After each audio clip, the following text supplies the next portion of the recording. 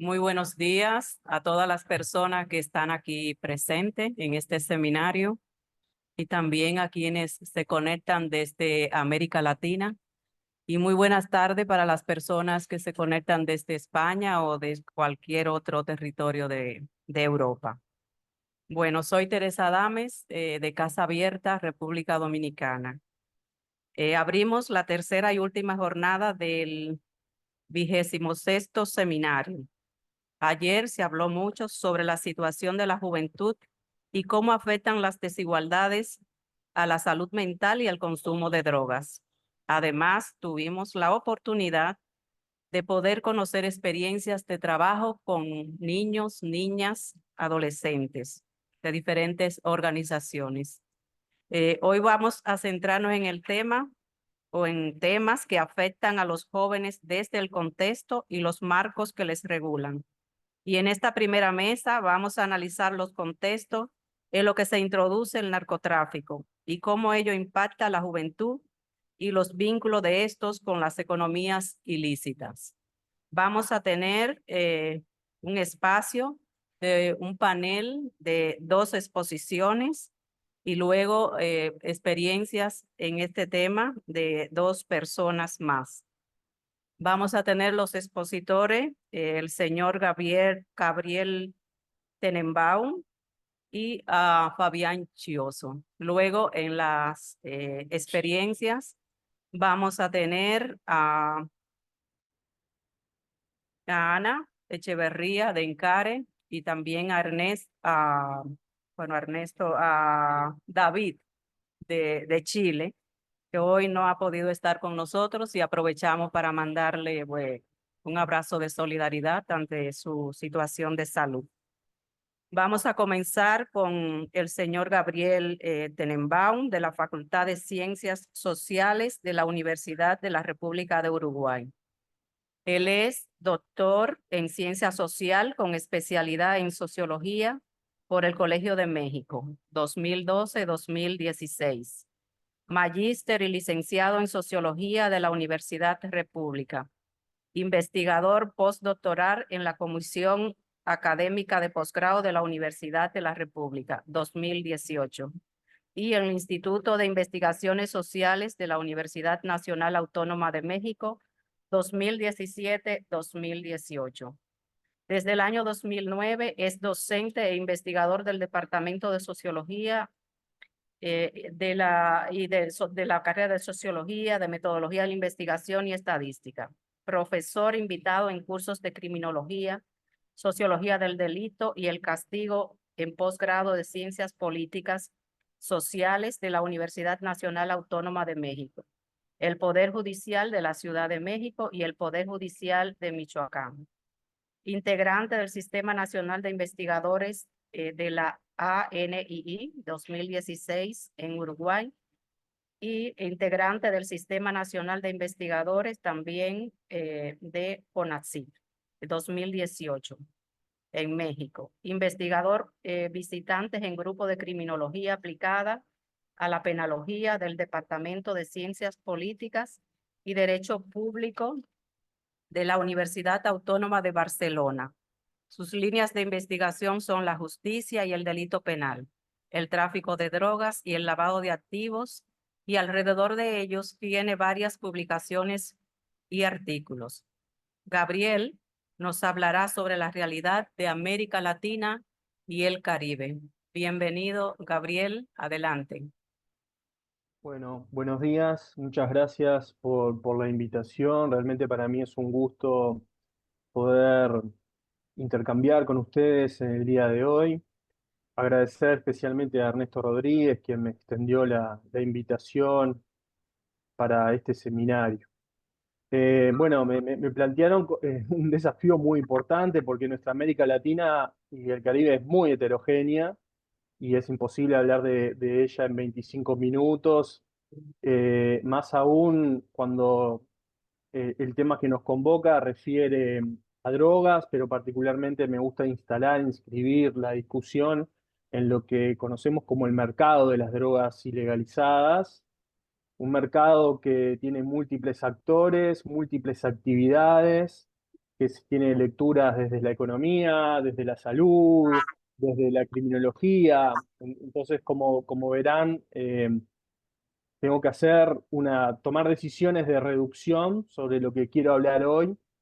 Y en tanto la convocatoria refiere a jóvenes, bueno, eso me permitió delinear lo que quiero transmitirles en estos pocos minutos en una preocupación que encuentro en algunos países donde tuve la posibilidad de trabajar y también preocupaciones y problemas que evidencia la literatura de la región de nuestra América Latina con respecto al eje jóvenes, particularmente jóvenes varones, género y demandas de reconocimiento. Sobre eso puntualmente y en concreto, que ya es bastante en sí, voy a tratar de hablar hoy en clave de, por supuesto, de problemas que tiene nuestra América Latina, problemas que tienen nuestros jóvenes en el territorio vinculados con el tráfico de las drogas ilegalizadas. En ese sentido quiero comenzar y rápidamente, porque no es esta una clase de facultad ni tampoco es una exposición académica en sí, pero sí quiero plantear algunas ideas puntuales que derivan de discusiones de carácter teórico muy importantes que dan lugar a esto. Hay una gran discusión teórica, ustedes deben saberlo de hecho, sobre el reconocimiento y particularmente sobre las demandas de reconocimiento y las luchas por el reconocimiento en distintos niveles. Hoy hablamos de jóvenes y me voy a centrar en esas luchas de reconocimiento para los jóvenes, pero también esto se plantea para cuestiones que están relacionadas con el género, con los feminismos, con la pobreza, en fin, con muchísimas minorías que pueblan nuestra América Latina, que me parece un tema muy central a tratar y a tratar desde el punto de vista, por supuesto, de la academia, que creo que sobre eso ya hay bastante escrito, pero a tratar sobre todo en materia de política pública y en materia de programas en los territorios.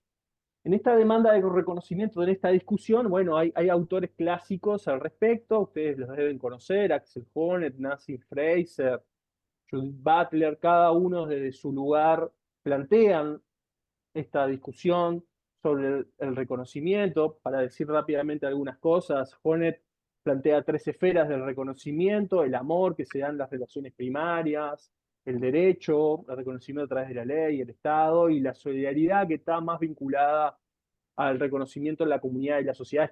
Estas esferas están en interacción de alguna manera y algunos de nosotros están integrados y tienen reconocimiento en las tres esferas, otros en algunas y otros en ningunas. Y cuando no hay y cuando hay una cierta, si se quiere, desvinculación de estas esferas, al menos en una, y sobre todo para quienes están desvinculados de las tres, estamos ante un problema a atender. Y cuando uno piensa en jóvenes, esto tiene una particular incidencia y voy a desarrollar al respecto. Fraser pone hincapié en otra cuestión que es muy importante también, que es el reconocimiento a través de lo que ella llama estructuras culturales o simbólicas valorativas, ¿no? Acá entran, por supuesto, cuestiones de género, lo relacionan con lo cultural, pero también aquello que nos parece mejor y peor, aquello que está más valorado que otro, y esos reconocimientos simbólicos que son muy importantes también en clave de jóvenes, muy importantes los reconocimientos simbólicos y las demandas simbólicas que tienen nuestros jóvenes. Y Butler pone hincapié en lo que llama las vidas precarizadas que pueden llegar a resistir para justamente demandar ese reconocimiento, esa lucha que hacen por tener una suerte de vida vivible, tienen derecho a tener una vida vivible. Esta discusión, que la paso muy rápido, pero me parece muy importante transmitirla como una base en común para discutir esto que les dije al inicio, para pensar en los jóvenes vinculados con el tráfico de las drogas ilegales, me parece muy importante, porque si hay algo que encontramos en este devenir de la juventud, y obviamente acá hablo de vuelta, universalizo y hago grandes reducciones, pero hay mucha heterogeneidad detrás de todo esto, en este devenir de los jóvenes, hay una búsqueda de reconocimiento, es parte de ser joven, es de hecho esto. Búsqueda de reconocimiento de los otros, pero también búsquedas de identidad, de aprendizaje, de quién soy. Detrás de todo esto está, por supuesto, una suerte de exigencia de respeto, de encontrar respeto, el respeto de los otros y el autorrespeto en todo esto. Hay varios estudios sobre esto en la región, no quiero ser injusto, pero a mí sobre todo me gustan mucho los trabajos de Verónica Subillaga y Eugenia Cozzi, una venezolana y argentina. Eh, Acá también en Uruguay tenemos algunos trabajos al respecto de mi autoría, donde un poco lo que está de fondo en esto de la demanda de reconocimiento, bueno, es esta búsqueda de respeto, esta búsqueda de integración social que cobra particular importancia en aquellas poblaciones jóvenes, especialmente varones, por el elemento que voy a hablar a continuación relacionado con la masculinidad y la masculinidad hegemónica, que es hegemónica. Eh, en el marco de lo que llamo en mis trabajos un mercado de reconocimiento de la masculinidad. En este mercado de reconocimiento o en estas demandas de reconocimiento, en el marco de un orden patriarcal que por supuesto organiza una suerte de economía simbólica y moral, que jerarquiza lo que está bien y lo que está mal, y que eso que jerarquiza como bien y mal lo impone como norma, en ese marco la violencia tiene un lugar muy importante, porque cuando hablamos de masculinidad hegemónica en este orden patriarcal, sabemos que la violencia se nos presenta como el activo de reconocimiento, el activo de encontrar respeto y encontrar logros en el grupo de pares, por supuesto, pero también en la sociedad en general, porque no escapamos a todo esto. En este sentido, retomo, hay algunos elementos muy importantes cuando pensamos en las demandas de reconocimiento que tienen particular condimento en relación con lo que es ser joven, en relación con las privaciones relativas que tienen muchos jóvenes de nuestra América Latina, muchísimos jóvenes de nuestra América Latina, y en relación con la masculinidad. Estos ejes interseccionales son, a mi entender, un caldo de cultivo que hace en parte una población cautiva para el mercado de las drogas ilegalizadas en distintos lugares, tanto sea para el consumo, pero también para formar parte o verse involucrados de alguna u otra manera en organizaciones criminales que se dedican, al menos en una de sus actividades, a el tráfico de las drogas, ya sea comercializando, cultivando, vendiendo, revendiendo, importando, exportando, en fin, hay una gran variedad de elementos aquí a tener en cuenta. Pero lo que está un poco uniendo todo esto, de vuelta vuelvo, y es algo que me parece que se puede trabajar mucho al respecto, es que en el fondo hay una demanda de búsqueda de respeto, y a veces es una demanda un poco desenfrenada, un reclamo, un grito de búsqueda de respeto y de reconocimiento que en la sociedad moderna ha fracasado exitosamente. Los caminos normativos de la educación, los caminos normativos del trabajo, y si se quiere también de las actividades deportivas y de recreación, que son los grandes ejes disciplinadores de alguna manera de los cuerpos de todos quienes integramos esta sociedad moderna, al menos hablando del punto de vista occidental, cuando esos caminos están siendo negados, los accesos son muy difíciles de encontrar, cuando hay una distancia muy importante entre esas metas del éxito de esta sociedad de la que estamos hablando y esos caminos normativos que llevan a obtener esas metas del éxito, nos encontramos ante un gran problema, un gran problema. Y uno de esos grandes problemas hace que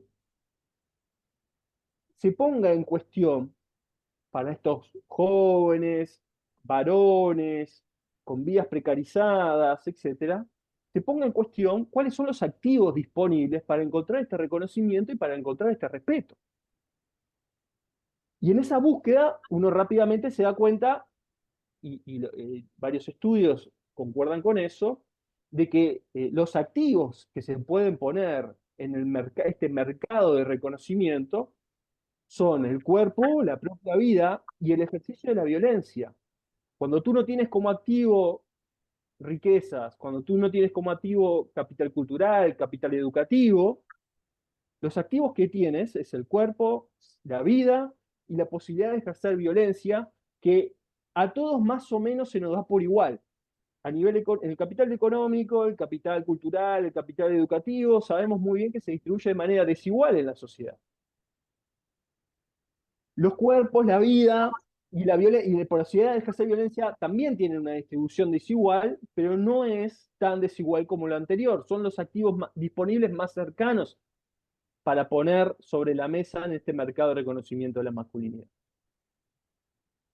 En ese sentido, estos activos, cuerpo, vida y el ejercicio de la violencia, son los que están presentes en poblaciones con grandes privaciones relativas.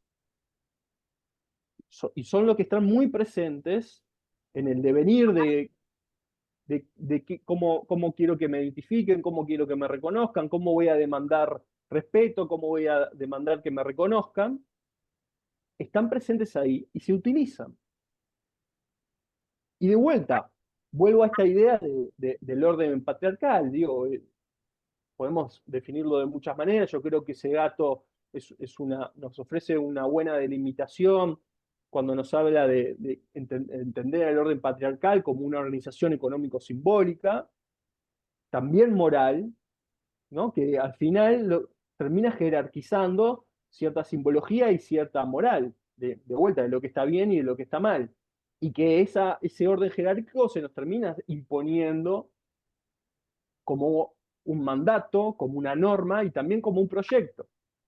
En este sentido, la violencia se nos presenta moralmente en ciertos contextos como algo que está bien ejercer porque está jerárquicamente valorada y en ese sentido se transforma como una norma, como algo normativo, la posibilidad de ejercer violencia cuando por venganza, por ejemplo, por castigo, para obtener algo, para prevalecer frente a otros. ¿No? Hay una mirada también, si se quiere, de una lógica del enemigo frente al otro, que actúa muy bien con todo esto que les vengo hablando, pero que termina interviniendo en esta posibilidad de ejercer la violencia como un activo reconocido en el mercado de la masculinidad.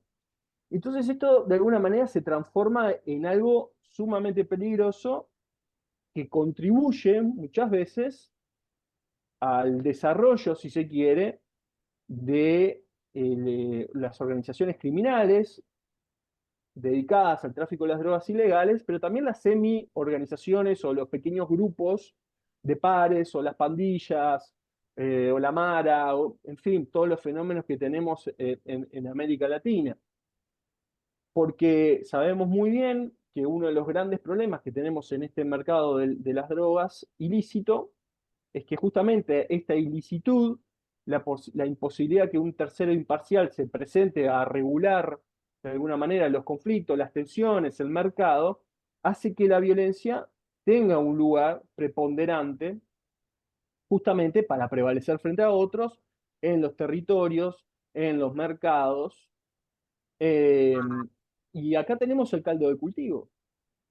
Un caldo de cultivo que me parece muy interesante tener presente porque nos permite generar, si se quiere, o pensar con todas las dificultades que eso tiene, transformaciones.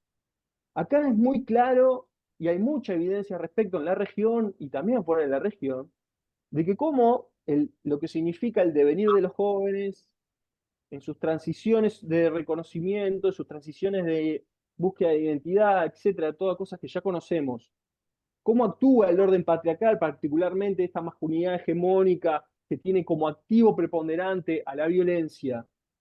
Todo esto tiene, de alguna manera, es aprovechado por el mercado, este mercado de las drogas ilegalizadas por los determinados grupos y también más allá de que, digo, se puede pensar esto desde una lógica de un actor racional que se aprovecha de estas circunstancias, pero también no es tan así.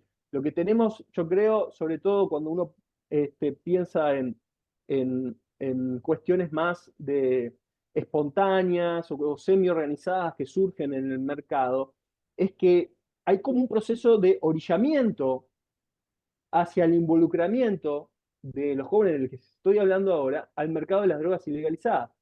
Esto actúa como condiciones, si se quiere, que van orillando, como factores de riesgo que van orillando hacia tener más chances, más posibilidad, más probabilidad de verse involucrado en alguna de las actividades que hacen al mercado de las drogas ilegalizadas. Pero la buena noticia de todo esto es que se puede trabajar al respecto, porque lo tenemos identificado. Tenemos identificado estos problemas. Por supuesto que no son fáciles, son muy difíciles de trabajar, son problemas de carácter estructural que no se solucionan con un periodo de gobierno ni con un programa a medio término. No, hay que hacer cosas en serio. ¿Por qué también hay que hacer cosas en serio? Y por qué esto, capaz que lo que les voy a decir a continuación, puede ser un poco incómodo? Y es lo siguiente. Fíjense que en este orden patriarcal, donde el ejercicio de la violencia es un activo importante para encontrar logros, reconocimiento, respeto, en fin, integración social, quitarlo nos obliga a pensar en alternativas, porque ya esta población de la que estoy hablando ya está desintegrada y encuentra en el ejercicio de la violencia, en el marco de un orden patriarcal, una forma de integración. Por supuesto que eso está mal. Por supuesto que en el marco de una sociedad democrática, republicana, donde buscamos la convivencia, la seguridad ciudadana, bueno, todos los derechos, por supuesto, eh, garantizar los derechos de la ciudadanía, los derechos humanos, en fin, no es lo que tenemos que buscar, pero no podemos dejar de reconocer de que esto está logrando una integración hacia un contexto social que continuamente los rechaza por las vías normativas. Entonces, si procuramos transformar esto, vamos a quitar aquello que a algunos les estaba brindando cierta integración. ¿Cuáles son las alternativas que le estamos ofreciendo?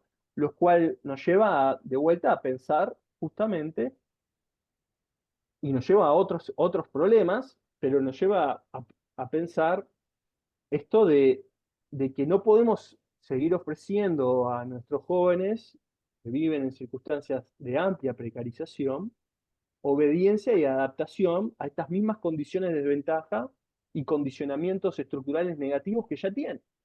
Porque un poco terminamos en eso generalmente. Terminamos ofreciendo una suerte de refuncionalismo hacia aquello donde no se podían adaptar, no se podían, mejor dicho, perdón, los estaba rechazando, o no podían lograr obtener esas metas que se estaban procurando lograr, que por supuesto son metas que obviamente hay que resignificar y criticar, ¿no? Hay muchas cosas metidas ahí, no quiero entrar en eso para derivar en una línea de fuga que también es muy interesante. Pero, pero ¿qué alternativas le vamos a ofrecer? Entonces, como ven, el asunto es bastante complejo, porque de alguna manera detrás de todo esto, y es algo que se repite mucho en los estudios eh, que hay en la región, es que muchas veces se piensa que, bueno, los jóvenes incursionan en actividades de riesgo o ponen en riesgo su vida directamente, sobre todo los jóvenes que se ven involucrados en esto de lo que estamos hablando hoy, en el crimen organizado dedicado a las drogas, porque no les importa su vida. Esa frase, esa afirmación está muy presente en la política, en los medios, muchas veces en la gente de los barrios. Digo, estoy generalizando, obviamente que de vuelta hay diferencias, pero sí siento y he leído al respecto por otros estudios y mis experiencias de alguna manera me permiten resumir en esta idea de que, bueno, los jóvenes incursionan en estas actividades de riesgo de la propia vida porque no les importa su vida. Y a mí justamente me parece todo lo contrario.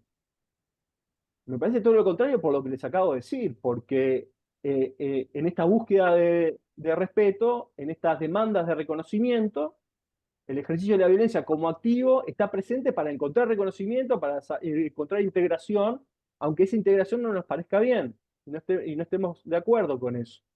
Entonces, no es que no les importe su vida ponerla en riesgo, al revés, la ponen en riesgo porque les importa su vida, porque como decía Battle, quieren tener una vida vivible que por los caminos normativos no les está siendo dada.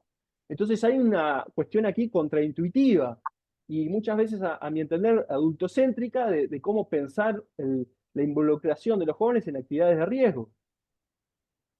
Eh, y me parece que hasta uno puede pensar esto desde Elsa Darling, desde la propia autodefensa que hacen muchos de estos jóvenes. Se están autodefendiendo en términos de tratar de ser alguien en esta sociedad, de encontrar esa pertenencia. Todo esto está muy, me parece, muy mezclado en todo lo que hace al territorio y cómo los jóvenes se van involucrando en actividades delictivas en los territorios. Y si se quiere, podemos ir un poco más allá, y con esto voy cerrando porque creo que estoy poco pasado de tiempo o estoy cerca de terminar el tiempo.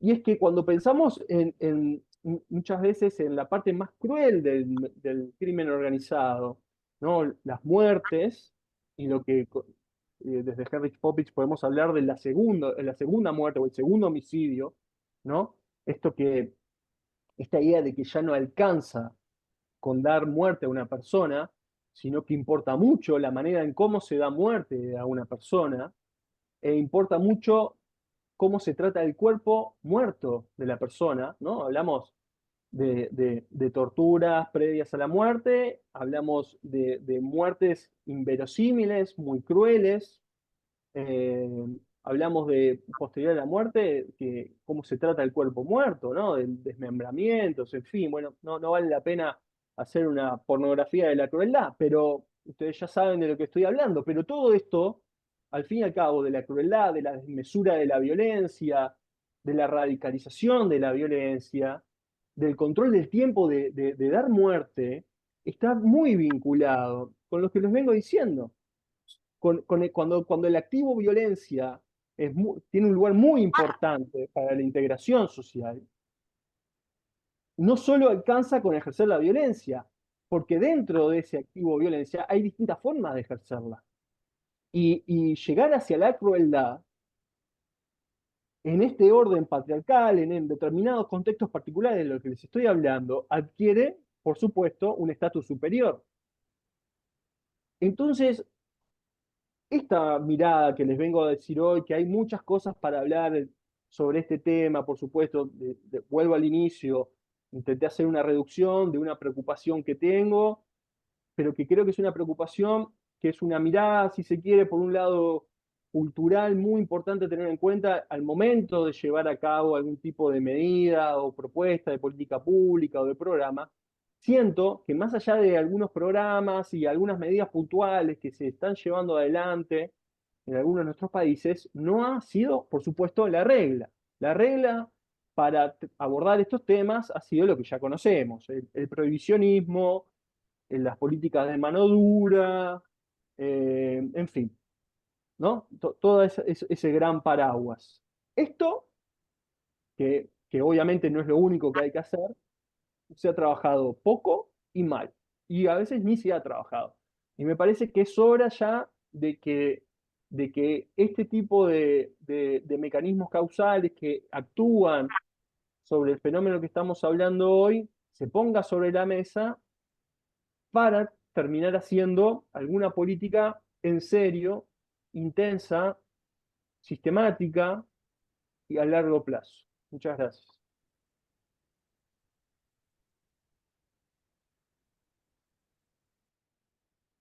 Gracias a ti, David, por esas interesantes reflexiones que nos ha planteado. Vamos a continuar con Fabián Chioso, quien es secretario de la Junta Directiva de Río de Fonga, Argentina. Fabián es licenciado en Sociología por la Universidad del Salvador, psicólogo social por la Escuela Superior de Psicología Social y operador socioterapéutico en el campo de las adicciones. Consejero internacional en abuso de sustancias, certificado por la Federación Mundial de Comunidades Terapéuticas. Es asesor de la Federación de Organizaciones No Gubernamentales de la Argentina para la prevención y el tratamiento de abuso de drogas. secretario de la Junta Directiva de la RIOT. Fabián nos explicará la situación detectada a la hora de diseñar el estudio RIOT sobre el impacto tras la pandemia en las modalidades de venta de drogas al menudeo en barrios populares de 4 ciudades de América Latina y el Caribe: Medellín, Santiago de Chile, Santo Domingo y Buenos Aires. Bienvenido. Bueno, muchas gracias. ¿Qué tal? Buenos días a todos y a todas. Em, bueno, primero que me parece interesante cuando se planteó esta cuestión de hacer este estudio. Yo ahora voy a contar esquemáticamente el estudio, que como todo lo que tiene que ver, cuando uno trabaja en nuevas tecnologías o cuando trabaja en narcotráfico, generalmente la información va quedando vieja con mucha rapidez, o van apareciendo nuevos fenómenos que nos llevan siempre a pensar cosas nuevas. Entonces, a mí me parece fundamental que Riod empiece a trabajar sobre determinada dimensión del fenómeno del narcotráfico, por llamarlo de alguna manera, porque es una dimensión que tiene mucho que ver con nuestra práctica, es casi la contracara, el complemento necesario de lo que nosotros trabajamos todos los días, y de este intento de comprender la cuestión de las problemáticas relacionadas con las drogas en su dimensión relacionada con la dinámica social, digamos, ¿no? Esto por un lado. Por otro lado, me interesa, y acá voy a poner algunas cuestiones que tienen que ver con mi experiencia y con lo que trato de venir pensando, algunas cuestiones relacionadas de cómo pensar desde la experiencia de la sociedad civil la cuestión del narcotráfico. Porque nosotros tenemos una visión que en general no la tienen los estados, que es la visión de la vida cotidiana. Yo creo que el narcotráfico al que nosotros nos acercamos es básicamente la dimensión de la vida cotidiana del narcotráfico que generalmente no se problematiza y no se discute. Hay un libro interesante, recién hablaba el compañero uruguayo, de respeto. Se llama En busca de respeto, vendiendo crack en Harlem, que es una convivencia de un antropólogo con los vendedores de droga puertorriqueños en Harlem, que cuenta la vida cotidiana y la vida familiar de los tipos que venden crack. Es muy interesante porque sale de este enfoque demonizador y punitivista y empieza a plantear justamente esto, la vida cotidiana. Entonces creo que hay que tener una mirada sobre la cuestión de la vida cotidiana para entender esta persona que vende droga en los barrios, cómo está inserto en una comunidad, cómo es parte de esa comunidad, cómo se construye ese lugar que tiene en esa comunidad y cómo se sostiene, y no verlo como el monstruo malvado que viene y le vende droga a los niños y a las niñas, ¿no? Entonces, esto por un lado, la cuestión de la vida cotidiana. Y por otro lado, esto no lo puedo evitar, creo que hay que plantearlo, entender, y esto tiene que ver con la discusión con las maras, en relación a la cuestión de las maras, y en relación a lo que explotó ahora en Argentina, en Rosario, como un paradigma para cómo pensar y qué no hacer en relación al abordaje del tema del narcotráfico, ¿no? La cuestión es la siguiente, para mí. El narcotráfico es un espacio de socialización y de inclusión social, de construcción de identidad y de construcción de proyectos personales y comunitarios. Esto es, por lo menos me parece que tenemos que problematizarlo en esos términos, y esto es así en la medida que el Estado se retira, y en esa retirada o en esa presencia exclusivamente punitivista, la construcción de las condiciones de inclusión social se dan en otros términos, se dan con otro factor de poder, que es, por ejemplo, el narcotráfico. Entonces, junto con esto, hay que discutir la cuestión del Estado, el rol del Estado, pero no solamente, o no desde el punto punitivista, sino en el punto de vista del Estado como constructor o garante de condiciones de vida y de inclusión social de la gente. Entonces tenemos que discutir las políticas en relación al narcotráfico, pero tenemos que discutir el modelo de Estado neoliberal, el modelo de Estado ultraliberal neofascista del anarcoliberalismo que está hoy empezando a tener fuerza en nuestra América Latina y en el mundo, y el modelo del Estado Nacional Popular, que tampoco dio respuestas a estas cuestiones. Digo yo para plantear esto en términos de una dimensión que tiene que ver con la inclusión social pero que tiene que ver con una discusión política también. Esto es un planteo mío que yo se los propongo para discutir. Me parece que estas son como las dimensiones que tenemos que empezar como a transitar y a pensar. Y es interesante, esto, digamos, surge, o me viene apareciendo también, por el planteo que se hizo en relación a la investigación, que no la pudimos llevar adelante todavía, ya la podremos llevar en algún momento, poner en práctica, por una cuestión obvia de recursos, y que cuando la llevemos a la práctica seguramente hay que hacer unos retoques. La cuestión era en su momento entender cómo la pandemia de COVID-19 impactó en las dinámicas de venta al menudeo de drogas. Entonces, empezamos a ver que había, primero, esto se trabajó con muchos compañeros, la gente de República Dominicana, Raidiris, Juan Radamés, la señora Teresa aquí presente, se trabajó con Silverio, ¿quién más estuvo? Margarita estuvo participando. Fuimos armando un equipito y gente que fue como aportando cuestiones más técnicas, ¿no? Entonces la idea era entender esto.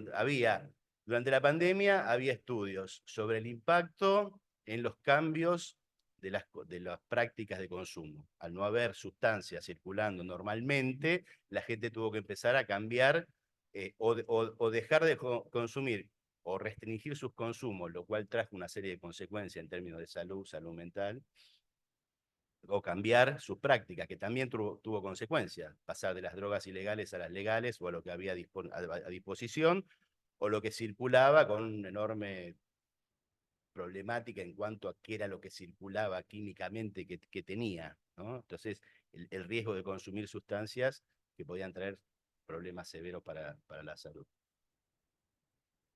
Y también se trabajó mucho sobre el impacto en el narcotráfico a nivel internacional. Es decir, como el narcotráfico tuvo que cambiar sus modos de hacer circular la mercancía debido a todas las restricciones que surgieron y demás. Entonces, sobre esto se empezó a generar información, empezó a ver, pero no había información clara sobre el problema de qué pasaba con la venta, si se seguía vendiendo de la misma manera, si se había cortado, qué impacto tenía esto en el consumo, en las pautas de consumo. Empieza a aparecer una forma y a consolidarse. La tecnología aparece y se consolida fuertemente como parte de la vida cotidiana a partir de la pandemia, o en gran medida. Bueno, también se consolida como una herramienta más para el mercado. Y esto nos permite entender cómo el narcotráfico funciona en términos de la lógica del mercado capitalista. Y tiene absolutamente todas las herramientas y todas las dinámicas relacionadas con la cuestión del mercado, ¿no? Para poder entenderlo, más allá que sea ilegal, que es una dimensión que le aporta una serie de cuestiones tiene la misma dinámica, el mismo impacto y la misma relación con el Estado. Yo voy a insistir con esto porque para mí es importante.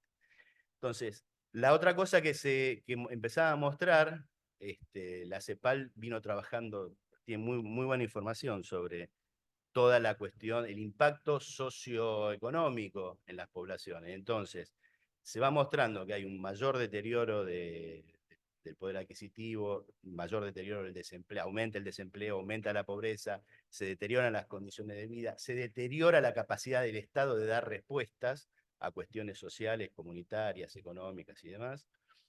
Y ese deterioro, que ya se vio, y uno dice que lo plantea en un estudio, que ya se vio en la crisis económica de 2008-2009, ese deterioro empobrece a más cantidad de gente, recrudece la pobreza y la exclusión de gente que ya era pobre y que ya estaba excluida, rompe el mercado de las drogas, reacomoda todo y lo que hace es generar mayores niveles de ingreso de personas al consumo, un aumento de los consumos que ya estaban establecidos y de las problemáticas relacionadas con esos consumos desde el punto de vista de la salud, y un aumento de la mano de obra disponible para el narcotráfico.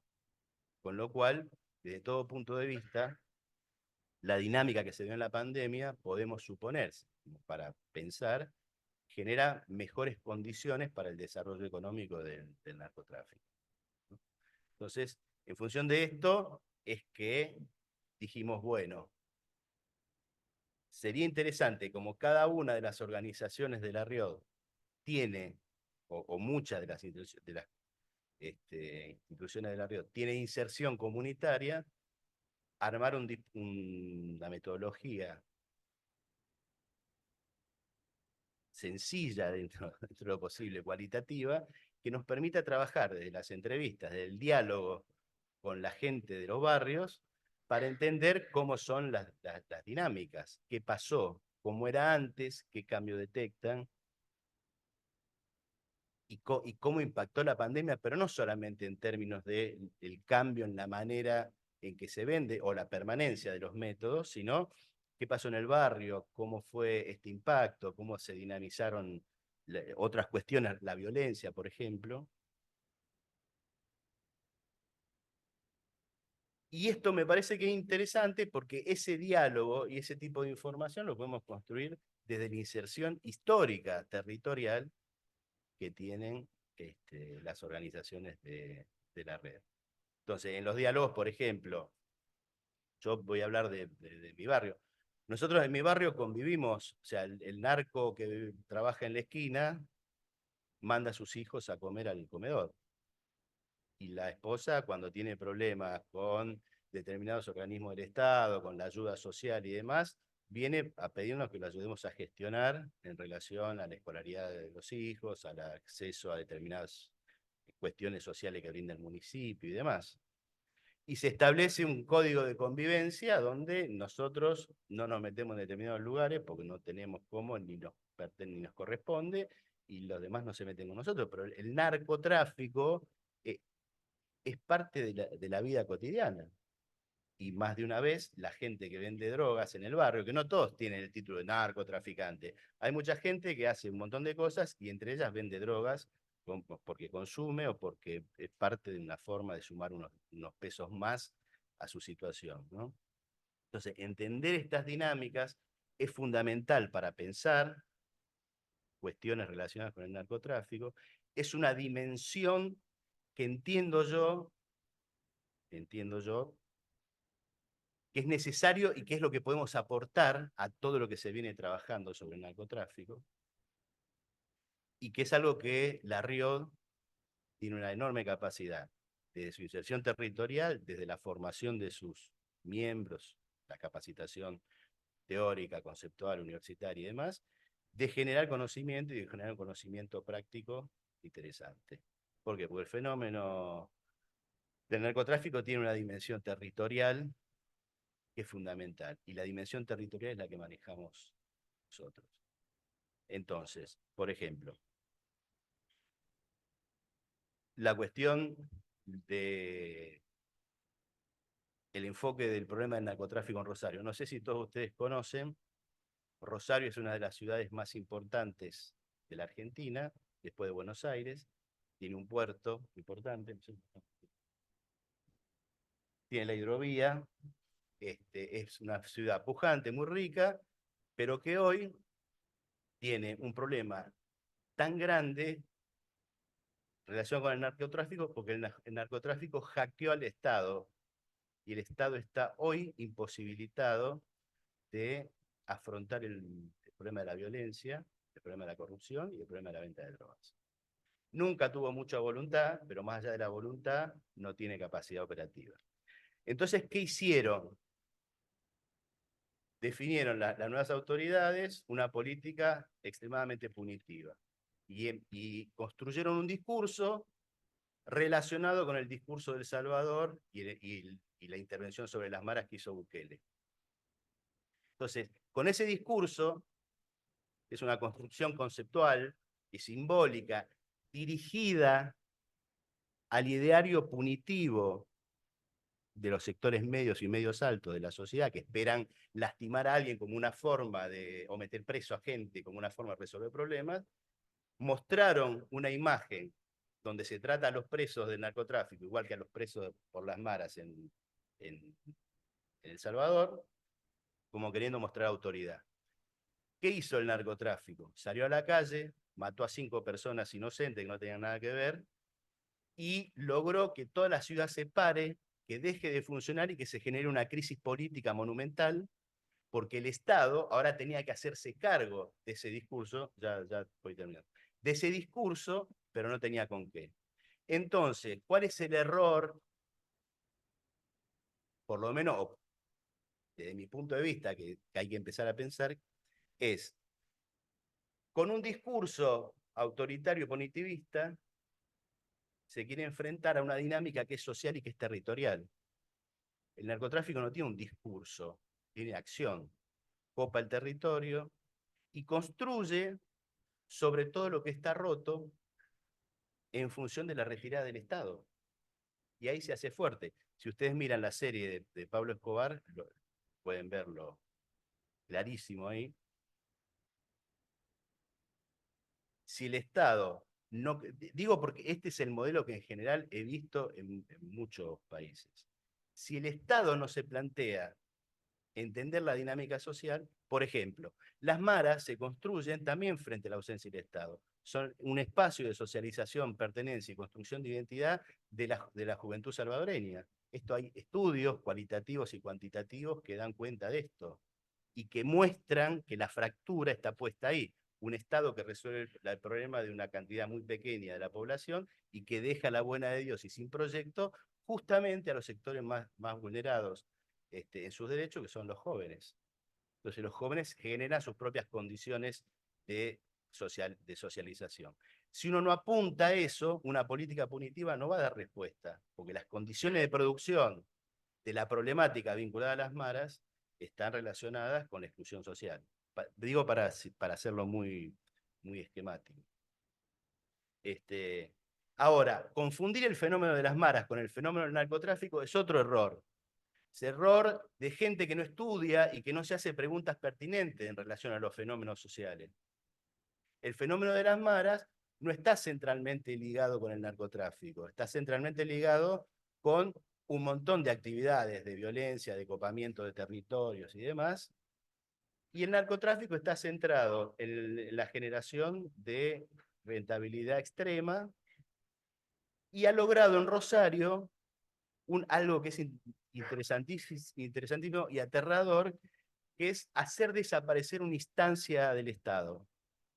Es decir, la corrupción, hay tanta plata circulando en Rosario que ya los narcos no negocian con el jefe de la policía y el jefe administra el funcionamiento de la policía como ente estatal y administra el delito. Los narcos negocian con cada uno de las líneas, las segundas, ya termino, las segundas líneas o las terceras líneas. Entonces, no hay línea de mando. Entonces la policía hace 10 años que no puede coordinar una estrategia de intervención porque está fragmentadamente negociando cada uno de sus jefes con... Entonces, desapareció una institución del Estado vinculada a la seguridad que es la policía.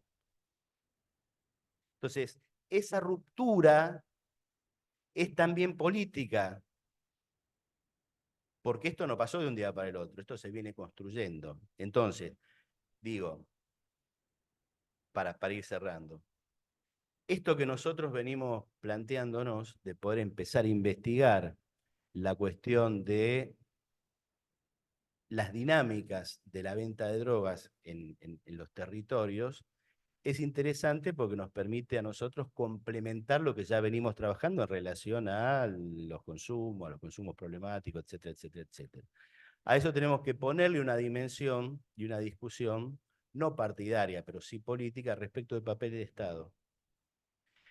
Y nosotros como organización de la sociedad civil estamos justo en la articulación clarísima entre la dinámica de lo social, por llamarlo de alguna manera, y la dinámica de lo estatal. Estamos ahí articulando. Entonces, como RIOD, como organismo internacional, y nosotros como organizaciones de la sociedad civil locales o regionales, tenemos esta información, podemos generarla y podemos generar estrategias de incidencia política, que es lo que a nosotros nos interesa. Con lo cual, me parece que sumar a todo lo que venimos haciendo y a todos los desarrollos conceptuales que se hicieron en los últimos 2, 3 años, sumar toda un área de reflexión sobre el fenómeno del narcotráfico en estos términos, me parece que enriquecería y complementaría muchísimo todo el trabajo que venimos haciendo de comprender en toda su dimensión el fenómeno del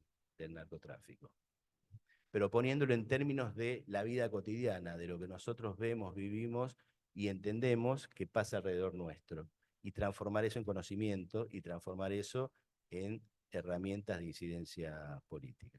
En algún momento podremos llevar a cabo esta investigación, que me parece riquísima como punto de partida, porque esto va a empezar a dar... es un estudio exploratorio, digamos. Nosotros nos ponemos a ver qué hay y cómo empezamos a conceptualizar eso que vemos y que empieza a aparecerse ante nosotros. Y sobre esto, bueno, podemos empezar a planear, a desarrollar todo un plan de investigación en relación a esta cuestión. Así que bueno, no me quiero pasar mucho. Esto es un poquito lo que quería contarles, lo que se vino haciendo y lo que dispara, y me parece que por lo menos proponerle, que seguramente ustedes podrán desde su propia experiencia plantear otras cosas, algunos ejes que me parecen necesario tener en cuenta para pensar sobre esta cuestión. Muchas gracias.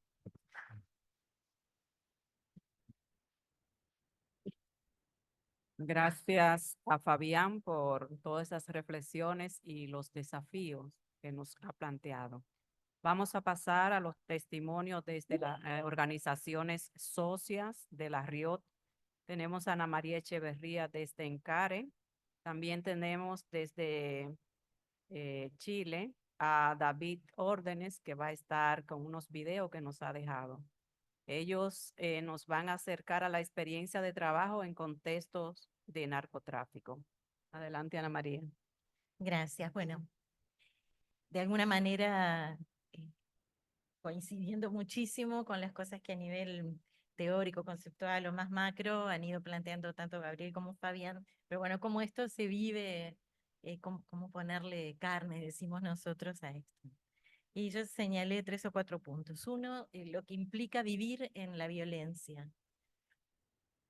Voy a poner el ejemplo más dramático de mi país, que es que luego de varios episodios en los cuales en forma accidental o intencional han sido heridos o muertos niños, la respuesta del Estado es enseñarles un protocolo para actuar en respuesta a las situaciones de tiroteos. Los niños en mi país están aprendiendo, sobre todo en determinadas zonas, en los barrios vulnerables, a tirarse al piso, esconderse bajo una mesa, ese tipo de cosas, cuando a la salida de la escuela o durante el horario escolar empieza a haber tiroteos en el barrio. Es como muy dramático, es terrible. Les enseñamos protocolos. Esto del vivir en la violencia atraviesa, yo puse el ejemplo de los niños, niñas y adolescentes, pero atraviesa toda la población. ¿Qué pasa cuando debo volver de mi trabajo y es de noche? ¿Cómo llego al barrio? Eh, hay un barrio que en este momento en Montevideo está siendo como muy identificado por los problemas entre familias que administran. Nosotros decimos bocas de venta a los lugares de expendio de las drogas en los territorios, ¿no? Le llamamos bocas. Entonces, distintas familias administran bocas en un mismo barrio, en un mismo territorio, y se enfrentan por el control del narcomenudeo en esa zona. Esto genera episodios de violencia muy frecuentes y el resto de los vecinos quedan atrapados un poco en el medio más de una ocasión. Entonces, me contaba una vecina de uno de estos lugares cómo hay un grupo de WhatsApp donde algunas personas más implicadas en estos episodios le avisan al resto de los vecinos: hoy no salgan a partir de las 22 porque no es con ustedes, ¿no? Cosas así, por ejemplo.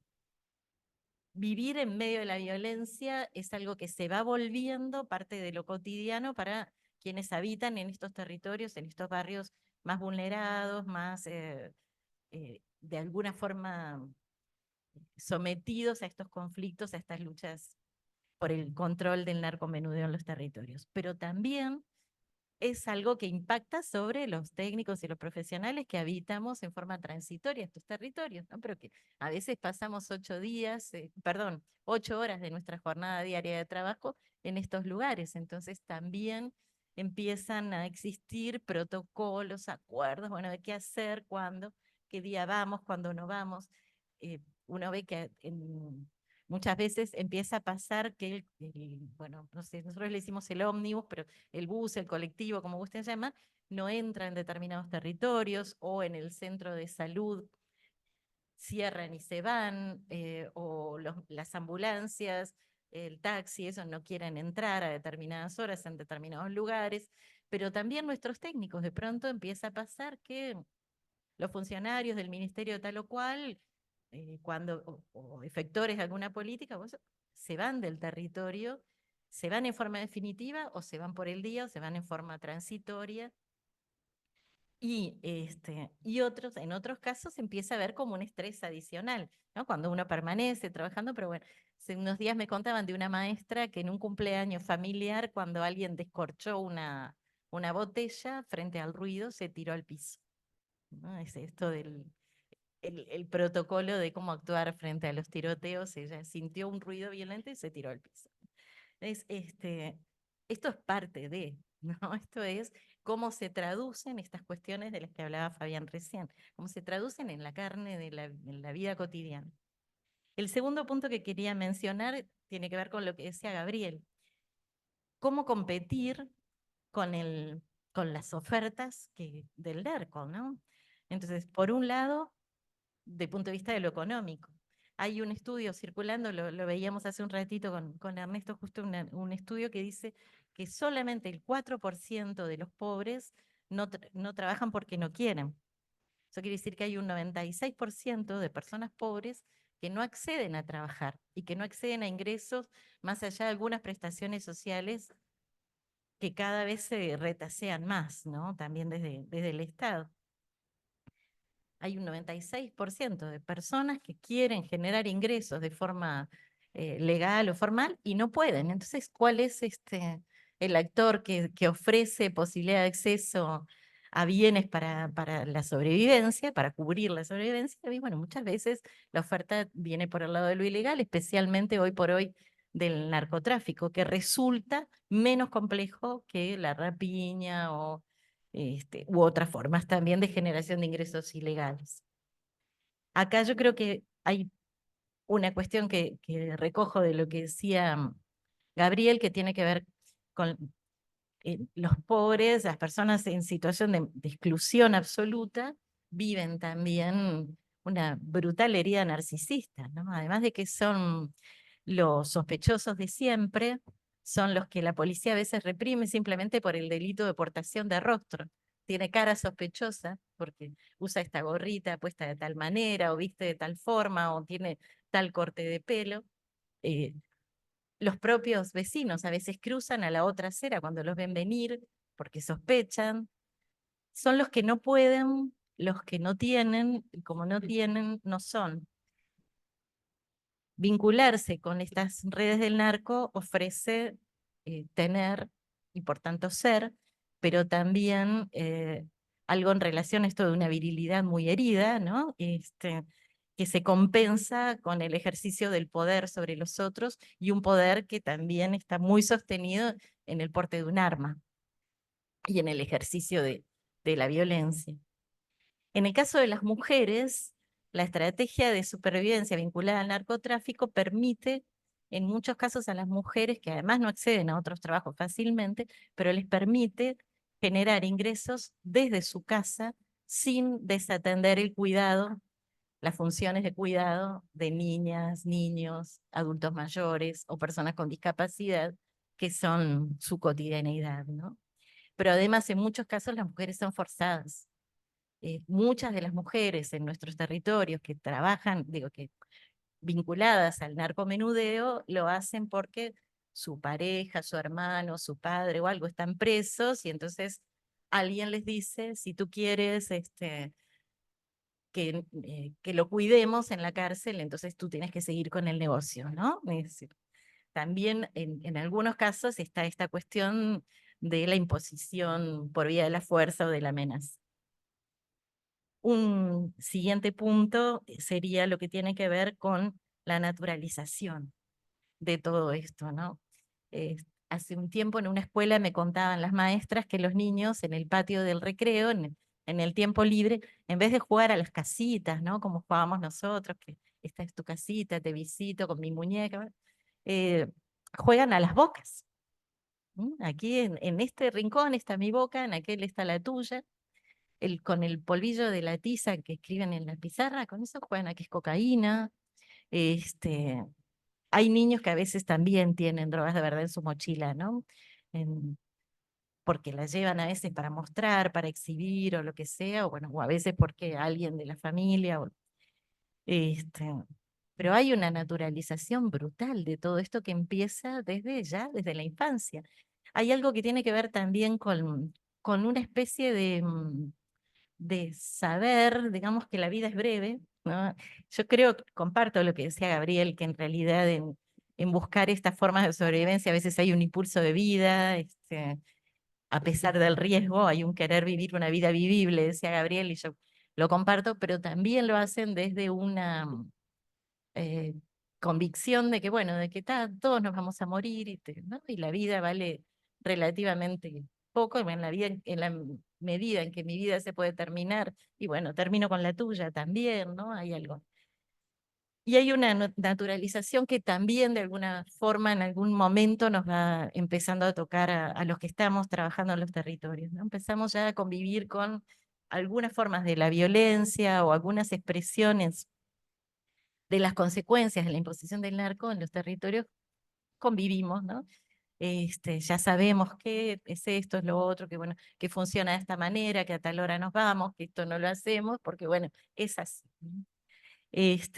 Y solamente una cosa más, no sé cómo estoy de tiempo, pero una cosita más que es que además en mi país hay una clara persecución al microtráfico, al narcomenudeo, entonces las que siempre van a ser las principales víctimas son las mujeres que están vendiendo en los territorios o también en muchos casos varones que tienen pequeñas cantidades y en cambio al narcotráfico no nos metemos con eso, aflojamos todos los controles al lavado de activos, descuidamos el tema de cómo ingresan las drogas por la frontera. Hay algunas incautaciones, pero las incautaciones que tenemos no son equivalentes a las toneladas que salen en los barcos del puerto de Montevideo, ¿no? Rumbo a Europa.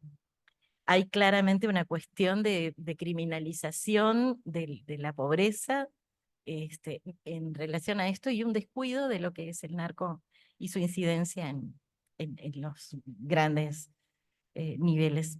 Y en relación a esto, cuando decía hoy lo de cómo se compite con con el narco en los territorios, el narco te da poder, te da dinero, cubre tus deudas, soluciona tus problemas, pero todo eso viene de la mano de lo que planteaba Fabián, el retiro del Estado de los territorios, el abandono de la gestión de la política pública, el cierre de los programas de políticas sociales, el retiro de los equipos de cercanías de los territorios, gastar en las políticas para los pobres, cobrándoles impuestos a los demás, es escandaloso para los neoliberales, ¿no?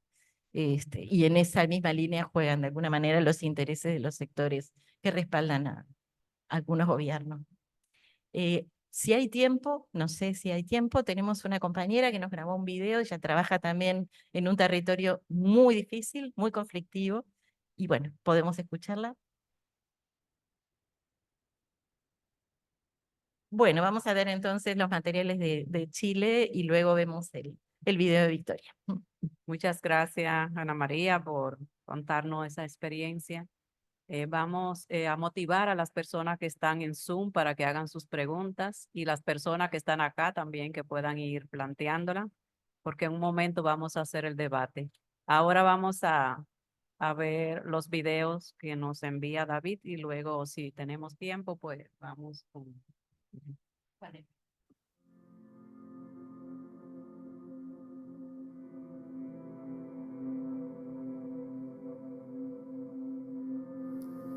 Hola a todos y a todas, mi nombre es José Villanueva Donoso, nacido y criado en la población Legua Emergencia de Santiago de Chile.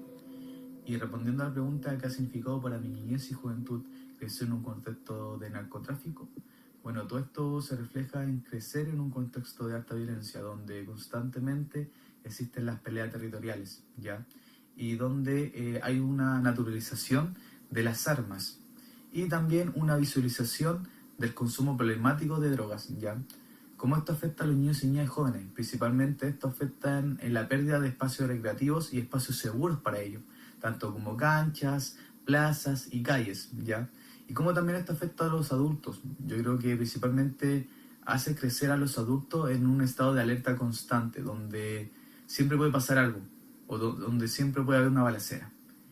Para mí crecer dentro de un contexto de narcotráfico, bueno, pasar mi niñez y mi juventud fue bastante complejo debido a que obviamente no es algo normal para un niño vivir rodeado de balaceras, rodeado de gente consumiendo drogas. Ahí al contrario, genera una normalización de este tipo de actos. Es complejo que un niño y un joven esté expuesto a esto durante largo tiempo porque claramente se genera esa normalización y contribuye a que esto se siga perpetuando. Creo que es importante para las personas que viven bajo esta situación conocer diferentes contextos, realidades diferentes, donde no se normalice este tipo de actuar, donde uno pueda notar que la vida puede ser diferente y mucho más llevadera que dentro de un contexto de narcotráfico, la verdad. Bueno, yo tengo 26 años y toda mi vida, toda mi infancia, toda mi juventud, toda mi adolescencia la viví en la Legoemergencia. Mi familia entera se crió ahí también desde hace muchos años. Yo creo que vivir en ese contexto del narcotráfico, de la narcocultura, de la intervención policial, de la violencia policial, es bastante hostil porque en realidad uno está también sujeto un poco como a la suerte de lo que te depare tu familia, de lo que te depare el destino, de las oportunidades que se te presenten, de las oportunidades que no se te presenten, porque muchas veces también en este contexto se te ofrece drogas, se te ofrece robar. A mí, cuando era chico, varias veces me ofrecieron drogas, me ofrecieron salir a robar, por ejemplo. Yo teniendo 12, 13 años, ver personas drogándose todos los días, para mí era algo cotidiano y lamentablemente lo sigue siendo. Pero gracias también a mi familia, que siempre fue estricta, que siempre estuvo ahí conmigo, que siempre me apoyó, que siempre me inculcó que la educación podría llevarme a algo, porque en realidad también, bueno, quizás no siempre lo es, pero que la educación podría darme alguna herramienta con la que yo pudiera escapar a esa realidad. Nunca me dijeron eso directamente, pero al final así lo entendí yo. Y es triste porque a la vez, mientras tú vas creciendo, mientras uno va desarrollándose, vas viendo que tus amigos se van quedando atrás, que tus amigos van muriendo, que tus amigos van siendo encarcelados, que tus amigos andan protagonizando balaceras, que tus amigos están vendiendo drogas. Y es doloroso, duele cuando fallece alguien que tú conocías, con quien tú te criaste, con quien tú jugaste en la inocencia de ser niño. Es triste, es súper doloroso. Y va también a uno, de cierta manera, fortaleciéndolo a querer más, a seguir desarrollándose, a conseguir las cosas, porque a uno le cuesta más, ¿ya? Porque no fuimos a los mejores colegios, porque no tuvimos los mejores... Quizás teníamos profesores muy buenos, que también sabían de dónde veníamos, y por eso también nos daban un poquito más de dedicación, pero, como decía, el apoyo de la familia es súper fundamental.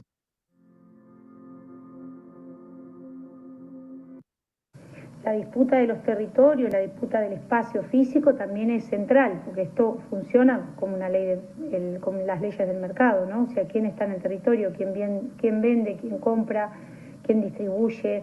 Entonces, ahí tenemos otro desafío que tiene que ver con la captación de gurises y gurisas muy jóvenes y cómo quedan truncas las trayectorias de vida porque justamente son captados por el microtráfico para poder distribuir.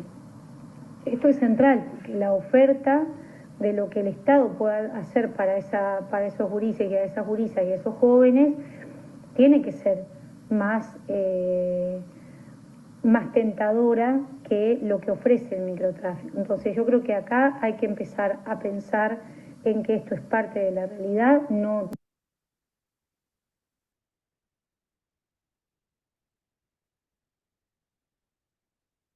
Bueno, gracias por esos testimonios. Vamos a pasar ahora al debate, preguntas. Las personas que están acá, y no sé si ya tenemos preguntas en el Zoom para las personas que han estado acompañando esta mesa.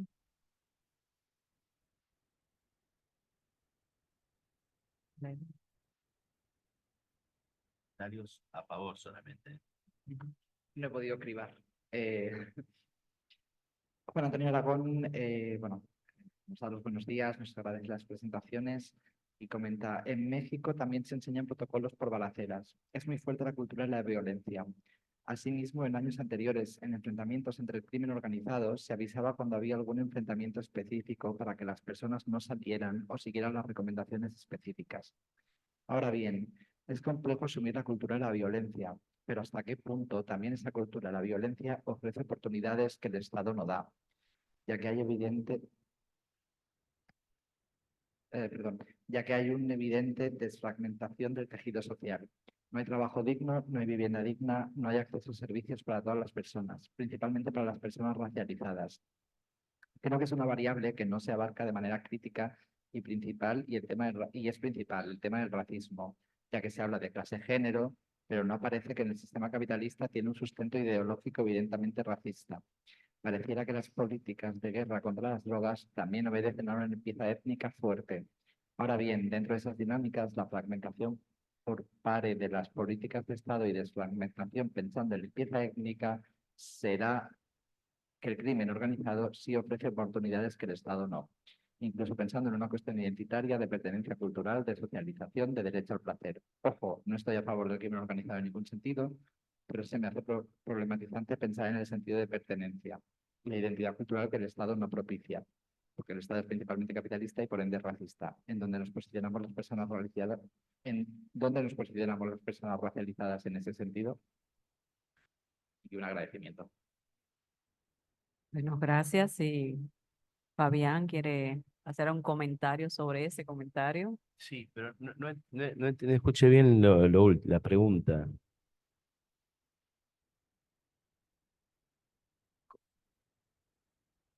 Sordos. ¿Dónde se posicionan las personas racializadas en ese sentido? En el sentido del eje identitario, cultural y de pertenencia que el Estado no provee, un poco en línea de tu... Bueno, pero yo creo que va en línea con eso. Creo que el compañero uruguayo hablaba del componente racista del capitalismo y de la dinámica. Creo que el punitivismo tiene mucho que ver con eso, con controlar ciertos desbordes de ciertos sectores sociales, digamos. Por eso hay, digamos, un énfasis en mostrar. Yo visito, mi mamá vive a 500 kilómetros de Buenos Aires. Entonces yo la voy a ver, y ella mira todos los programas de periodismo que a mí no me gustan, Entonces los programas todo el tiempo muestran, mi pueblo tiene 5.000 habitantes. Ahora que yo me fui tiene 4.999 y no se renovó. Entonces todo el tiempo mi mamá está feliz cuando meten en preso a algún delincuente que se robó no sé qué, no sé cuánto. Y entonces toda la representación del delito está puesto, disculpen que lo plantee así, en los negros y en los pobres. Entonces digo, bueno, está bien, yo voy a estar de acuerdo con esto cuando además de los negros y los pobres, estos programas empiecen a mostrar los delitos que cometen todos los empresarios que hoy son reivindicados como los grandes estrategas de la felicidad del pueblo y que viven evadiendo impuestos, sobrefacturando, subfacturando y robándole al Estado con equipos profesionales organizados para eso, digo. Entonces, ¿cómo se visibilizan? Y la cuestión del narcotráfico siempre está ligada al sicario que va y que mata o al vendedor de drogas que es un pibe pobrecito que está en la villa, no sé qué. Nunca problematizan y desarrollan los medios de comunicación, por lo menos que son los que instalan el sentido común en relación a esto, nunca desarrollan una reflexión acerca de el sistema económico y cómo el sistema económico funciona gracias al flujo ilegal de los capitales que vienen del narcotráfico. Entonces, en ese punto, los medios los aparatos ideológicos del Estado, diría Althusser, construyen también la problemática con un sesgo y muestran un aspecto sobre el que va a caer toda la cuestión punitiva, ¿no? Y insisto, en línea con una mirada punitivista de gran parte de los sectores sociales medios y medios altos, que entienden que los problemas, sean económicos o de narcotráfico, se resuelven encarcelando, maltratando o matando a determinada gente. Entonces, en esa dinámica es donde también hay un montón de elementos conceptuales y simbólicos que impiden pensar adecuadamente un problema y desarrollar respuestas adecuadas. Muy bien, tenemos una pregunta acá. Ernesto. Y más que una pregunta, un comentario, agradeciendo las exposiciones, creo que todos fueron aportes realmente muy buenos. A mí me preocupa mucho el tema de cómo respondemos incluso desde quienes miramos proactivamente este tipo de temas. Suele haber un modelo dominante centrado en que las respuestas son, digamos, tienen que girar en torno a la integración social de los jóvenes excluidos, ¿sí? Y creo que eso es un error garrafal. Ayer en la presentación que hizo Miriam Abramovay de Brasil, estaba acompañando a la otra investigadora, Marisa Freferman, que trabajó mucho estos temas y analizó todo un conjunto de estas situaciones en ciertos lugares de Brasil. Y cuando publicó su libro al respecto, lo tituló del siguiente modo: Jovens Trabalhadores do Tráfico. ¿Sí?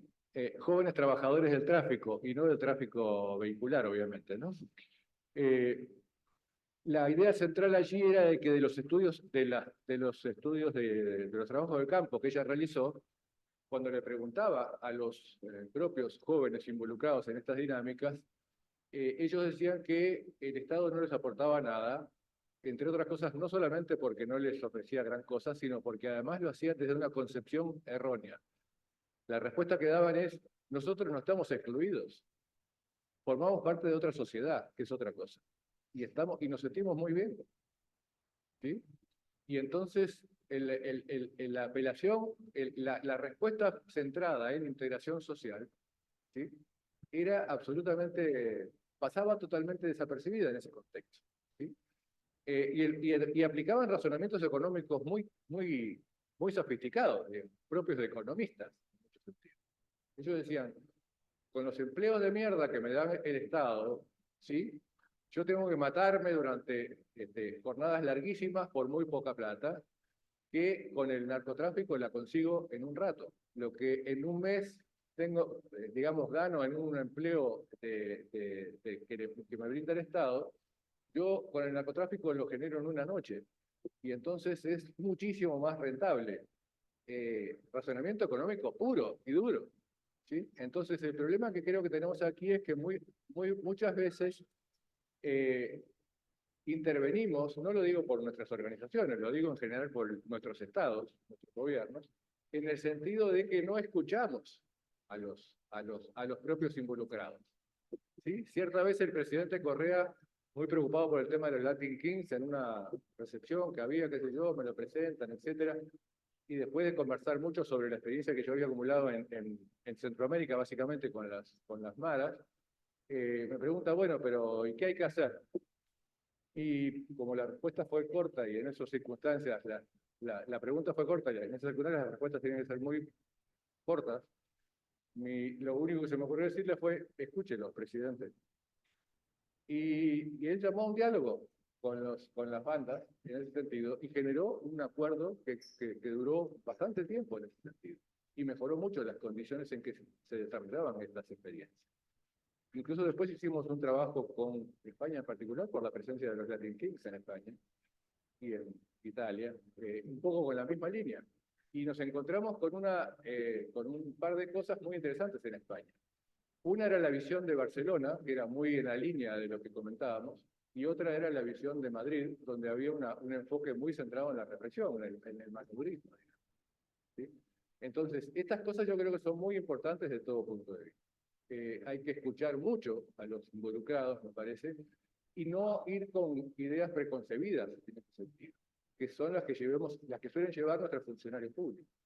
¿Sí? Hemos hecho cursos nos ha tocado trabajar mucho en cursos de formación para oficiales de policía en varios sitios en América Latina, y cierta vez en Río de Janeiro, con la policía de Río de Janeiro, se presentó una situación muy particular, y era que, se dieron determinados hechos en varias de las favelas, y una de las participantes, de uno de los oficiales de policía, se preguntó: yo no entiendo por qué ocurre todo esto, es realmente, fin, qué sé yo, y empezaron a salir todos los prejuicios en la materia.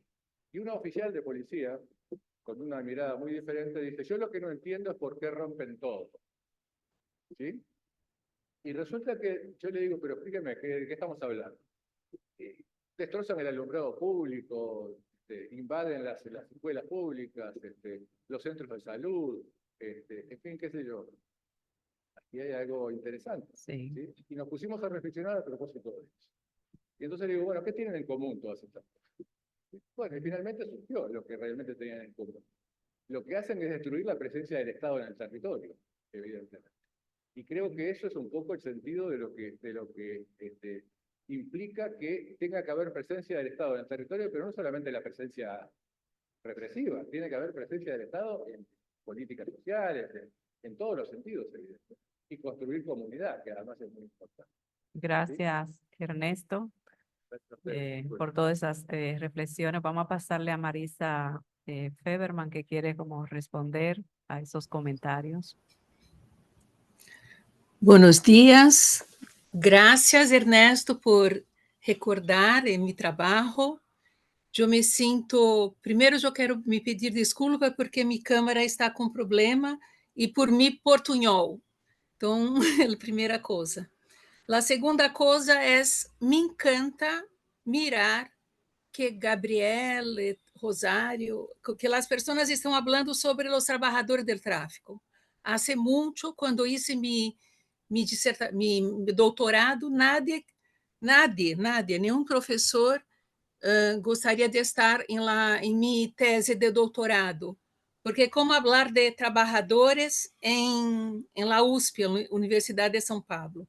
Então, mirar que há trabalhadores, que há investigação sobre isto é muito importante, porque ayer nós apresentamos o trabalho da consequência do tráfico de drogas com a questão da juventude, que é justamente a violência e o extermínio da juventude, que nós chamamos de juvenecídio.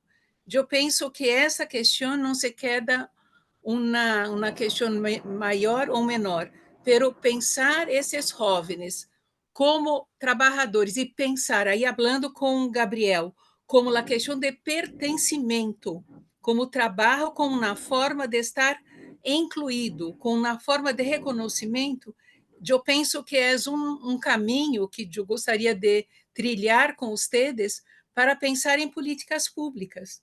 Eu me recordo que quando hice mi trabalho, nós falamos, há alguma possibilidade de cooperativas para os jovens?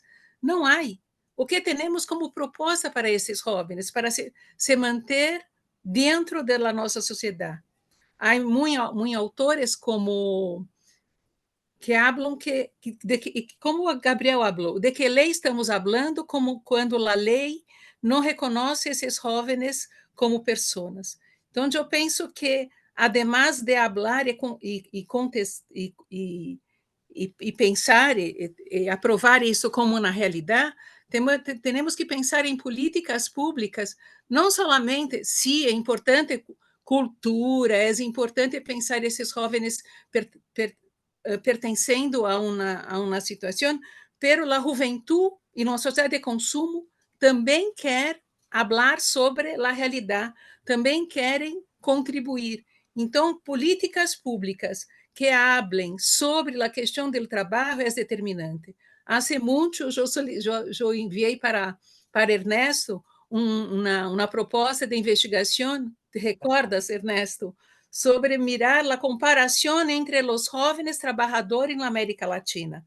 Isso poderia ser uma coisa forte para uma política pública. 70% do investimento é com a polícia. E qual é o investimento para esses jovens como os jovens educadores e trabalhadores? Então, eu aproveito a lembrança, o recuerdo de Ernesto para proponer uma coisa desta forma. E se fizermos uma proposta de falar que todos esses jovens, principalmente na América Latina, vivem a questão do juvenecídio por a questão de não reconhecimento, pero quando eu perguntei a todos eles se querem trabalhar, se querem estar em algum lugar, eles sim, gostariam. Então, eu agradeço, eu peço desculpa por mi portunhol, pero eu penso que esse espaço poderia ser um espaço de proposta, porque sim, já avançamos, há mais de 10 anos que eu hice isso, e agora eu falava de trabalhadores, hoje eu falo de juvenecídio, porque a questão é como se quedar, porque a única justificativa que a polícia, com a lógica da guerra das drogas, adentro da favela, é a guerra das drogas. Então, é um alerta e graças por el espaço. Gracias a ti, Maritza. Vamos a pasar a un breve comentario de Ana y luego tenemos una pregunta, con eso cerramos, una pregunta para Gabriel. En relación al comentario de Ernesto, yo creo que la exclusión no es solo económica, ¿no? Entonces, es verdad que el vincularse a las actividades relacionadas al narcotráfico les permite a lo mejor incluirse desde el punto de vista económico, en el sentido de acceder a la oferta del mercado de bienes y de servicios. Pero hay un nivel en el cual no se logra la inclusión social, salvo una pseudo inclusión en un espacio fragmentado de la sociedad, no al colectivo. La inclusión en el mercado de lo legal, por lo menos no de lo formal necesariamente, disminuye mucho la exposición a riesgos, ¿no? En el caso de las mujeres es muy claro, nosotros trabajamos mucho con mujeres que se forman en oficios o lo que sea para poder de pronto gestionar emprendimientos o acceder a empleo porque te dicen, no quiero más seguir en esto porque acá me amenazan, porque acá me han abusado, porque acá me han pasado. O sea, no es en el 100% de los casos, pero en muchos casos el nivel de exposición a riesgo de una madre con sus niños hace que si puede generar una alternativa de generación de ingresos, prefiere claramente salirse de este lugar en el que también, digo, esto pensándolo con perspectiva de género, es un lugar de sometimiento. Las mujeres están en el último eslabón de la cadena y son sometidas por varones que son quienes determinan las reglas de juego. Si pueden salir de eso, quieren salir. Y simplemente un último detalle para ya enlazar con la siguiente mesa que vamos a tener a continuación. Una pregunta que podemos hacernos es si la regulación de los mercados no es una estrategia también de disminución de la exposición a estos niveles de violencia por la fragmentación social que genera, ¿no? el mercado ilegal. Fabián. Sí, una cosita, digo, por la intervención allá del compañero y lo que pude entender de la compañera. Me parece dos cosas. Que la dimensión de los cambios cualitativos en el trabajo, me parece que también es una dimensión para trabajar, y de los mercados del trabajo y la dinámica del capitalismo y la cuestión de la plusvalía y cómo se garantiza resolver el problema de la tendencia decreciente de la tasa de ganancia del capital y demás, me parece que son cuestiones centrales, porque las formas de trabajo, o sea, el trabajo que tenían nuestros padres, la forma, el modelo de trabajo, ha explotado y hoy tenemos trabajos que son más precarios, que son más dinámicos de alguna manera y demás, y creo que el narcotráfico también convoca desde estas formas nuevas de trabajo puntual. Yo lo que decía el compañero, yo estoy de acuerdo. El problema para mí tiene que ver con si el Estado está presente y cómo. Puedo tener un Estado punitivo, un Estado asistencialista o un Estado proactivo, digamos, para poner una cosa muy, muy esquemática. Y es cierto que el narcotráfico configura una forma de acceso a una dinámica de trabajo, pero también las condiciones de riesgo son altas. Yo estaba pensando, nosotros estamos haciendo un seguimiento de 10 chicos que cuando yo empecé a trabajar en el barrio, tenía 5 o 6 años. Hoy, que ya todos tienen entre 18 y 20, de 10, 7 ya están presos por delitos violentos relacionados con las drogas. Y 3 van en camino. Entonces, eso también habla de en qué condiciones el narcotráfico termina siendo un espacio de inclusión o de socialización, ¿no? Digo, para aportar a problematizar esto. Ya, gracias. Una última pregunta es para Gabriel. La plantea Andrés Aguirre. ¿Qué estrategia regional podemos proponer a construir para superar la ausencia del Estado? Ecuador es un excelente ejemplo de invertir en vigilancia y control policial versus políticas públicas o políticas sociales. Adelante, Gabriel.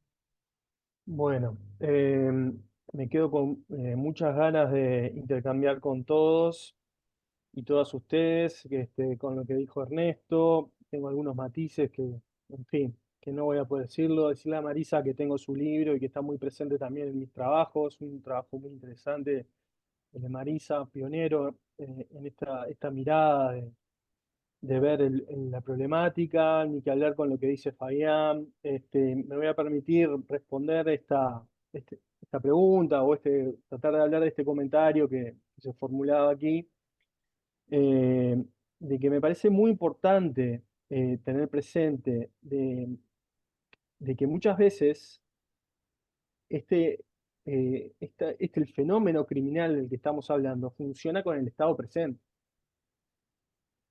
Esto es muy claro en los países desarrollados, pero también en nuestros países de América Latina, porque uno de los grandes negocios criminales es la protección del mercado, la protección de grupos criminales por parte de la Fuerza de Seguridad Pública, por parte de la clase política, por parte del empresariado. El Estado está presente, el sector privado está presente. Me parece importante que se conciba de que la pujanza del mercado de las drogas ilegalizadas no puede ser tal sin protección del orden, de lo formal, de lo normativo, donde está el Estado y donde están las empresas. La gran envergadura de lo que estamos hablando, las grandes organizaciones criminales transnacionales que actúan en red en distintos países, en distintas actividades, no funciona sin a veces complicidad, sin a veces de que el Estado vaya por detrás en sus grandes dificultades para detenerlas, pero sin también protección. Por protección criminal hablo de muchas cosas, entre otras corrupción. Entre otras hablo de las posibilidades que brindan ciertas jurisdicciones para lavar dinero y repatriar los dineros, donde también es un nicho de mercado para el sector empresarial, para estudios jurídicos, para estudios notariales, estudios de contadores que participan de todo esto, ni que hablar de otros agentes de sectores no financieros como la construcción, las inmobiliarias, en fin. Es una red muy compleja todo esto, pero pensarlo de esta manera, me parece que es muy importante también tenerlo en cuenta, nos permite considerar que a veces es por un lado, si se quiere, el régimen económico en el que estamos viviendo, y por otro, las propias instituciones y hasta a veces las normativas, porque permiten realizar determinadas operaciones en el marco de la legalidad, pero que están vinculadas con el desarrollo de un mercado ilícito, están metidas en todo esto. Sin esa gran protección no se desarrolla este mercado de la forma que se ha desarrollado. No habría una gran, si se quiere, clase trabajadora de jóvenes, pobres, bla, bla, bla, bla. No todos son así, obviamente, ¿no? Como decíamos Fabián hace un rato, hay delitos de cuello blanco metidos en esto también. Pero para que eso se desarrolle así, se necesita protección de los estados. Y estamos plagados de ejemplos, desde presidentes vinculados con este fenómeno criminal hasta funcionarios estatales, burócratas en distintos lugares del Estado, de la aduana, de migración, en fin, ¿no? Entonces, me parece muy importante reparar en lo que se está viviendo en El Salvador y en Ecuador, en estados de excepción, como forma de intentar brindar soluciones a esto, que en realidad no son nuevos modelos, son viejos modelos de las políticas de mano dura que ya conocemos, que no son modelos que no tienen garantía de durabilidad, además de todas las violaciones de los derechos que ya conocemos, que no podemos apostar a eso, no puede ser esa la apuesta en el marco de un régimen republicano y democrático, porque si algo nos enfrenta este fenómeno, hablamos mucho de las bases, pero también nos enfrenta, es un gran problema para la democracia todo esto. Y los casos de corrupción dan cuenta de eso, y no es que este fenómeno de las organizaciones criminales se infiltre en la política, sino que muchas veces la política forma parte de las organizaciones criminales y protege a esto, ni que hablar la fuerza de seguridad pública.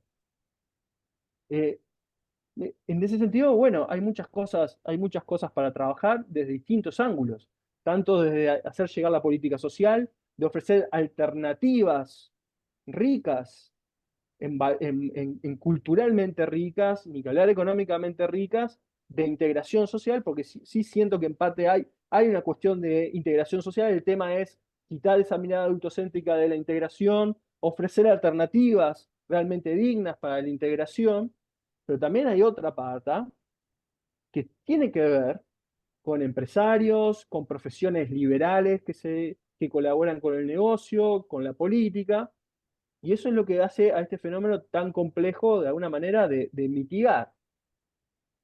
Y finalmente, trayendo algo que dijo Ana María, que me parece muy importante traer digamos, a colofón de lo que estoy diciendo, es que a más de 100 años de prohibicionismo, a más de 50 años de políticas de guerra a las drogas, hay que intentar otra cosa.